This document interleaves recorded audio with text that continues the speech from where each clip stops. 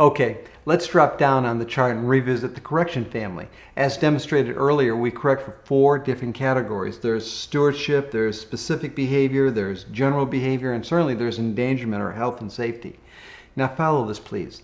The key to understanding the bigger picture of correction is really linked to understanding the why, or the motive behind a toddler's actions.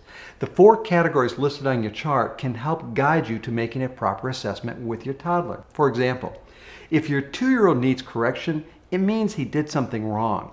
But did he do something wrong because he purposely desired to be malicious, premeditated in his thinking? This is something that can really push the nice woman over the edge. I think I'll try this. Or did he do wrong for another reason? Maybe because he was curious and wanted to see if he could actually gift wrap the cat with a roll of toilet tissue. In this case, curiosity is the culprit, not maliciousness. And as a parent, you really need to know that.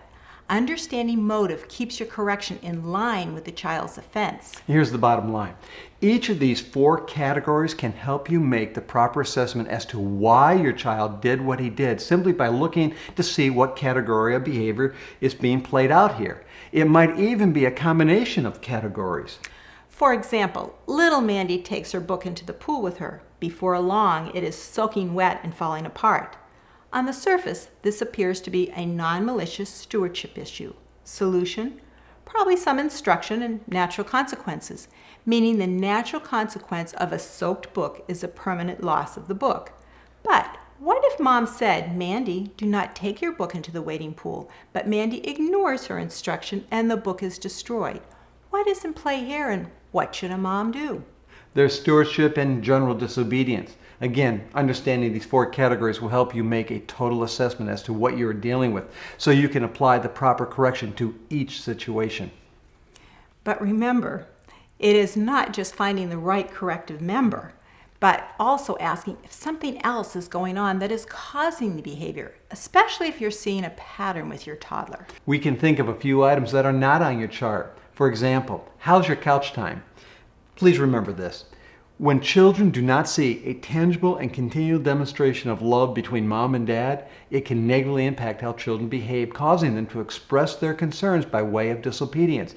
And this is especially true during the toddler years. Or maybe your child has too many freedoms for her developmental age and is electing to exercise those freedoms, and it's calling for constant correction. Whatever it might be, stay mindful of the funnel principle. Our point is this: there are specific causes listed on your chart that bring about misbehavior, but there are also broader influences that you must reflect on that we talked about in previous visits.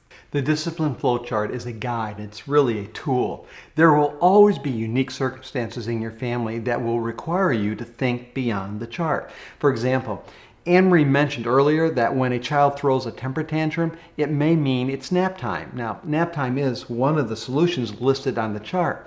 But what if mom and child are in a store 10 miles away from the nearest bed? The chart doesn't say anything about that situation, so what might the thought process look like for a mom in this situation? Well, just know fatigue is a factor associated with tantrums and meltdowns.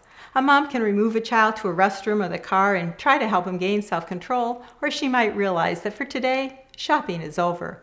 Also, it's best to avoid taking a toddler on an outing just before nap time. The point we hope to emphasize is this: we cannot provide examples of every possible scenario you may come across, but the chart does give you the basic resources to help you manage most corrective situations that come up during the day. Just remember, guide your little one with instruction, motivate with encouragement, and establish the necessary boundaries through correction. And keep your chart handy throughout the process. We hope you enjoyed this video. Please like and subscribe to see more, and check out the growingfamilies.life website to find more resources and to get connected.